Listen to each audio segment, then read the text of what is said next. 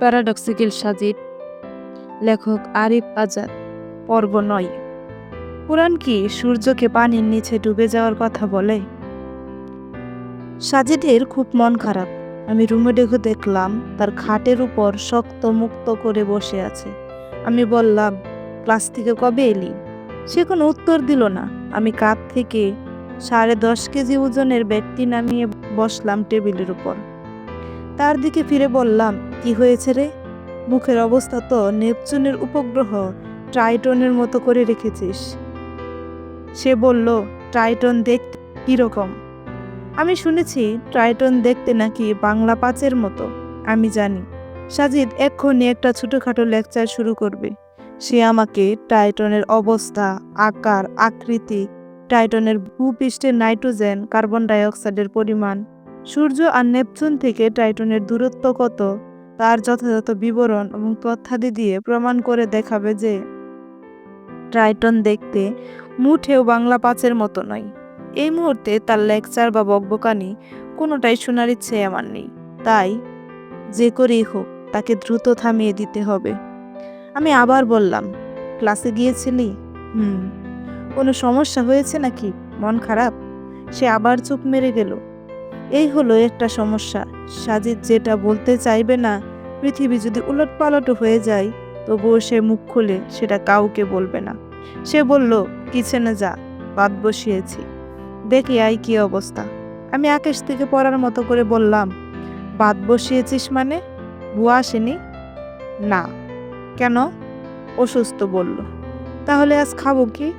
সাজিদ জানালা দিয়ে বাইরে তাকালো। সেদিকে তাকিয়ে বলল, ভাত বসিয়েছি। কলে যথেষ্ট পরিমাণ পানি আছে, পানি দিয়ে ভাত গিলা হবে। সিরিয়াস সময়গুলোতে তার এইরকম রসিকতা আমার একেবারেই ভালো লাগে না। অগত্যা কিচেনের দিকে হাঁটা ধরলাম। যেটা ভেবেছি ঠিক সেটাই হলো।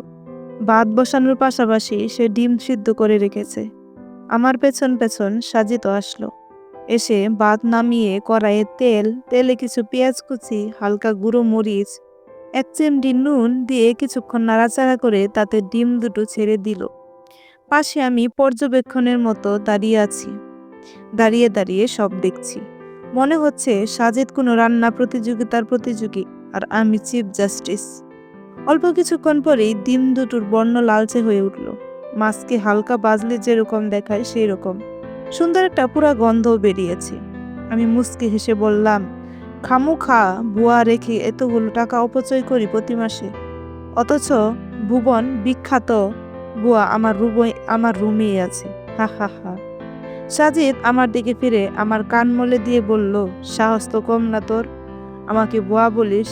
আমি বললাম, ওই দেখ পড়ে যাচ্ছি। সাজিদ সেদিকে ফিরতেই আমি দিলাম এক ভূ দৌড়। গোসল সেরে নামাজ পড়ে খেয়ে দিয়ে উঠলাম। রুটিন অনুযায়ী সাজিদ এখন ঘুমাবে। রাতে সে বাড়তি অংশটা বই পড়ে কাটাই। সে দুপুরবেলা ঘুমিয়ে পুষিয়ে নেই। আমার আজকে কাজ নেই, চাইলে ঘুরতে বেরোতে পারি, কিন্তু বাইরে যা রোদ, সাহস হচ্ছিল না। এর মধ্যে সাজিদ ঘুমিয়ে পড়েছে। কিন্তু আমার মনের মধ্যে একটা খসখসানি রয়ে গেল। সাজিদকে এরকম মন খারাপ অবস্থায় আমি আগে কখনো দেখিনি। কেন তার মন খারাপ সে ব্যাপারে জানতে না পারলে শান্তি পাচ্ছি না। কিন্তু সাজিদকে জিজ্ঞেস করে লাভ নেই। সে কোনোদিন বলবে না। ভাবছি কি করা যায়। তখন মনে পড়ল তার সেই বিখ্যাত আমার মতে ডায়েরিটা, যেটাকে সে তার জীবনের সব গুরুত্বপূর্ণ ঘটনাগুলো হুবহু লিখে রাখে। আজকে তার মন খারাপের ব্যাপারটিও নিশ্চয়ই সে তুলে রেখেছে। তার টেবিলের ড্রয়ার খুলে তার ডায়েরিটা নিয়ে উল্টাতে লাগলাম। মাঝামাঝি এসে পেয়ে গেলাম মূল ঘটনা। যেরকম লেখা আছে সেভাবেই তুলে ধরছি। তারিখ 7/5/14। মফিজুর রহমান স্যার। এই ভদ্রলোক ক্লাসে আমার ওনার শত্রু মনে করেন। ঠিক শত্রু না, প্রতিদ্বন্দ্বী বলা যায়। আমাকে নিয়ে ওনার সমস্যা হলো উনি উল্টাপাল্টা কথাবার্তা বলে। ক্লাসের ছেলে মেয়েদের মনে ধর্ম, ধর্মীয় কিতাব, আল্লাহ রাসূল ইত্যাদি নিয়ে সন্দেহ ঢুকিয়ে দেবার চেষ্টা করে। কিন্তু আমি প্রতিবারই ওনার এহেম কাজে প্রতিবাদ করি। ওনার যুক্তির বিপরীতে যুক্তি দেই। এমন হয়েছে যুক্তিতে আমার কাছে পরাজিত হয়ে উনি ক্লাস থেকে চলে গিয়েছেন কয়েকবার। এই কারণে এই বামপন্থী লোকটা আমার ওনার চক্ষু শূন্য মনে করেন। সে যাগ্গে, আজকের কথা বলি। আজকে ক্লাসে এসেই ভদ্রলোক আমাকে খুঁজে বের করলেন। বুঝতে পেরেছি নতুন কোনো উছিলা খুঁজে পেয়েছেন আমাকে ঘায়েল করার। ক্লাসে আসার আগে মনে হয় পান খেয়েছিলেন, ঠোঁটের এক কোণে চুন লেগে আছে। আমাকে দাঁড় করিয়ে বড় বড় চোখ করে বললেন, বাবা আইনস্টাইন, কি খবর? ভদ্রলোক আমাকে তাচ্ছিল্য করে আইনস্টাইন বলে ডাকেন।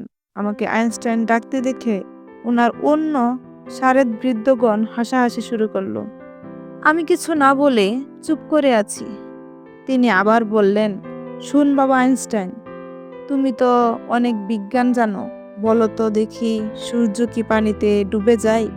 ক্লাস স্মিত হয়ে গেল, সবাই চুপচাপ।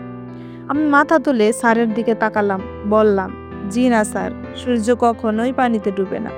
স্যার অবাক হওয়ার ভঙ্গিতে বললেন, ডুবে না? ঠিক তো? জি স্যার। তাহলে সূর্যাস্ত বা সূর্যোদয় কেন হয় বাবা? বিজ্ঞান কি বলে? আমি বললাম, স্যার, সূর্যকে কেন্দ্র করে পৃথিবী ঘুরে। সূর্যকে কেন্দ্র করে ঘোরার সময় পৃথিবীর গোলার্ধে যে অংশটা সূর্যের দিকে মুখ করে থাকে সেই অংশ তখন সূর্যোদয় হয়, দিন থাকে। ঠিক একইভাবে পৃথিবীর গোলার্ধে যে অংশটা তখন সূর্যের বিপরীত দিকে মুখ করে থাকে তাতে তখন সূর্যাস্ত হয়, রাত নামে। আদতে সূর্যাস্ত বা সূর্যোদয় বলে কিছু নেই। সূর্য অস্তও যায় না, উদিতও হয় না। পৃথিবী ঘূর্ণনের কারণে আমরা এমনটি মনে হচ্ছে। স্যার বললেন, বাহ, সুন্দর ব্যাখ্যা। উনি আমার দিকে ঝুঁকে এসে বললেন, তা বাবা, এই ব্যাপারটার উপর তোমার আস্থা আছে তো? সূর্য পানিতে ডুবে ডুবে যাওয়া থেকে বিশ্বাস টিশ্বাস করো কি? পুরো ক্লাসে তখন পিনপিনে নীরবতা। আমি বললাম, না স্যার, সূর্য পানিতে ডুবে যাওয়া টাওয়া নিয়ে আমি বিশ্বাস করি না। এরপর স্যার বললেন, বেশ, তাহলে ধরে নিলাম আজ থেকে তুমি আর পুরাণে বিশ্বাস করো না। স্যারের কথা শুনে আমি খানিকটা অবাক হলাম। পুরো ক্লাসও সম্ভবত আমার মতোই হতবাক। স্যার মুচকি হেসে বললেন, তোমাদের ধর্মীয় কিতাব যেটাতে আবার বিজ্ঞানময় বলে দাবি করো তোমরা, সেই কোরআনে আছে সূর্য নাকি পানিতে ডুবে যায়। হা হা হা। আমি স্যারের মুখের দিকে চেয়ে আছি। স্যার বললেন, কি বিশ্বাস হচ্ছে না তো? দাঁড়াও, পড়ে শোনাই। এইটুকু বলে স্যার কুরআনের সূরা কাহাফের ৮৬ নম্বর আয়াতটি পড়ে শোনালেন। চলতে চলতে এমনই ভাবে তিনি জুলকারনাইন সূর্যের আস্তগমনের জায়গায় গিয়ে পৌঁছালেন, যেখানে গিয়ে তিনি সূর্যকে সাগরের কালো পানিতে ডুবে যেতে দেখলেন। তার পাশে তিনি এক জাতিকেও ভাস করতে দেখলেন। আমি বললাম, হে জুলফিকার নাইম, এরা আপনার অধীনস্থ। আপনি ইচ্ছা করলে তাদের শাস্তি দিতে পারেন, অথবা তাদের আপনি সদয়ভাবে গ্রহণ করতে পারেন। এরপর বললেন, দেখো, তোমাদের বিজ্ঞানে ধর্মীয় কিতাব বলেছে যে সূর্য নাকি সাগরের কালো পানিতে ডুবে যায়। হা হা হা। বিজ্ঞানময় কিতাব বলে কথা। ক্লাসের কেউ কেউ যারা স্যারের মতো নাস্তিক তারা হু হু করে হেসে উঠল। আমি কিছু বললাম না, চুপ করেছিলাম। এইটুকু লেখা। আশ্চর্য, সাজিদ মফিজুর রহমান স্যারের এই ভদ্রলোকের কথায় কেন প্রতিবাদ করলো না? সে তো এরকম করে না সাধারণত। তাহলে কি? আমার মনে নানা ধরনের প্রশ্ন উকিঝুঁকি দিতে লাগলো সেদিন। এর ৪ মাস পরের কথা। হঠাৎ একদিন সন্ধ্যায় সাজিদ আমাকে এসে বলল, আগামীকাল ডিপার্টমেন্ট থেকে ট্যুরে যাচ্ছি, তুইও সাথে যাচ্ছিস? আমি বললাম, আমি পাগল নাকি? তোদের ডিপার্টমেন্ট ট্যুরে আমি কিভাবে যাব? সে ভাবনাটা আমার, তোকে যা বললাম জাস্ট তা শুনে যা। পরের দিন সকালবেলা বেরোলাম। তার ফ্রেন্ডদের সাথে আমার পরিচয় করিয়ে দিল সাজিদ। স্যারেরাও আছেন। মফিজুর রহমান স্যার, ভদ্রলোকটির সাথেও দেখা হলো। বিরাট গুফওয়ালা। সে লোকের পূর্বপুরুষ সম্ভবত ব্রিটিশদের পিয়নের কাজ করত। যাই হোক, আমি যাচ্ছি বরিশালের কুয়াকাটা। পৌঁছাতে পাক্কা ৪ ঘন্টা লাগলো। সারাদিন অনেক ঘোরাঘুরি করলাম। স্যারগুলোকে বেশ বন্ধুত্ব সবল মনে হলো। ঘড়িতে সময় তখন ৫:২৫। আমরা সমুদ্রের কাছাকাছি হোটেলে আছি। আমাদের সাথে মফিজুর রহমান স্যারও আছেন। তিনি সবার উদ্দেশ্যে বললেন, গাইস, বি রেডি। আমরা এখন কুয়াকাটার বিখ্যাত সূর্যাস্ত দেখব। তোমরা নিশ্চয় জানো এটি দক্ষিণ এশিয়ার একমাত্র সমুদ্র সৈকত। যেখান থেকে সূর্যোদয় এবং সূর্যাস্ত দুটোই দেখা যায়। আমরা সবাই প্রস্তুত ছিলাম আগে থেকেই। বেরোতে যাব, ঠিক তখনই সাজিদ বলে বসলো, স্যার, আপনি সূর্যাস্ত দেখবেন? স্যার বললেন, why not, how can I miss such a amazing moment? Sajid বলল, স্যার, আপনি বিজ্ঞানের মানুষ হয়ে খুব অবৈজ্ঞানিক কথা বলছেন। এমন একটি জিনিস আপনি কি করে দেখবেন বলছেন, যেটা আদতে ঘটেই না? এবার আমরা সবাই অবাক হলাম। যে যার চেয়ারে বসে পড়লাম। সাজিদ দাঁড়িয়ে আছে। স্যার কপালে দীর্ঘ বাস ফেলে বললেন, what do you want to mean? Sajid হাসল, হেসে বলল, স্যার, খুব সোজা। আপনি বলেছেন আপনি আমাদের নিয়ে সূর্যাস্ত দেখবেন, কিন্তু স্যার দেখুন, বিজ্ঞান বুঝে এমন লোক মাত্র জানে সূর্য আসলে অস্ত যায় না। পৃথিবীর গোলার্ধে যে অস্ত সূর্যের বিপরীত মুখে অবস্থান করতে শুরু করে, সেই অংশটা আস্তে আস্তে অন্ধকারে ছেয়ে যায় কেবল। কিন্তু সূর্য তার কক্ষপথেই থাকে, উঠেও না, ডুবেও না। তাহলে স্যার, সূর্যাস্ত কথাটা তো ভুল, তাই না? এবার আমি বুঝে গেছি আসল ব্যাপার। মজা নেওয়ার জন্য অপেক্ষা করছি। মফিজুর রহমান নামের লোকটা একরাশ বিরক্তি নিয়ে বলল, দেখো সাজিদ, সূর্য যে উদিত হয় না আর অস্ত যায় না তা আমি জানি, কিন্তু এখান থেকে দাঁড়ালে আমাদের কি মনে হয়? মনে হয় সূর্যটা যেন আস্তে আস্তে পানির নিচে ডুবে যাচ্ছে। এটাই আমাদের চর্মচক্ষুর সাধারণ পর্যবেক্ষণ ক্ষমতা। তাই আমরা এটাকে সিম্পলি সূর্যাস্ত নাম দিয়েছি। বলার সুবিধার জন্য এটাকে সূর্যাস্ত বলাটা যুক্তিযুক্ত। দেখো, যদি আমি বলতাম, ছেলেরা, একটু পর পৃথিবীর গোলার্ধে যে অংশ বাংলাদেশে অবস্থান, সে অংশটা সূর্যের ঠিক বিপরীত দিকে মুখ নিতে চলেছে, তার মানে এক্ষুনি আঁধার ঘনিয়ে সন্ধ্যা নামবে, আমাদের সামনে থেকে সূর্যটা লুকিয়ে যাবে, চলো আমরা সেই দৃশ্যটা অবলোকন করে আসি। আমি যদি এরকম বলতাম, ব্যাপারটা ঠিক বিদঘুটে শোনাতো। ভাষা তার মাধুর্যতা হারাতো, শ্রুতি মধুরতা হারাতো। এখন আমি এক শব্দেই দিতে পেরেছি আমি কি বলতে চাচ্ছি। যেটা। সাজিদ হাসলো। সে বলল, স্যার, আপনি একজন বিজ্ঞান মনস্ক মানুষ, বিজ্ঞান পড়েন, বিজ্ঞান পড়ান। আপনি আমার সাধারণ চর্মচক্ষু দিয়ে দেখতে পান যে সূর্যটা ডুবে যাচ্ছে পানির নিচে।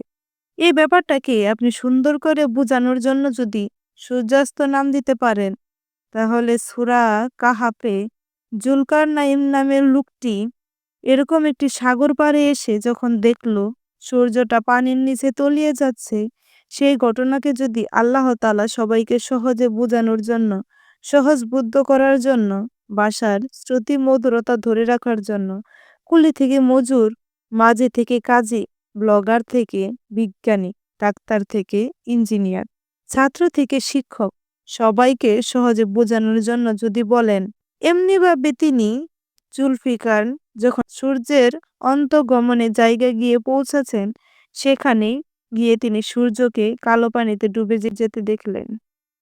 তখন কেন স্যার ব্যাপারটা অবৈজ্ঞানিক হবে? কুরআন বলেন যে সূর্য পানির নিচে ডুবে গেছে। কুরআন এখানে ঠিক সেটাই বলেছেন যেটা জুলকারনাইন দেখেছেন এবং বুঝেছেন।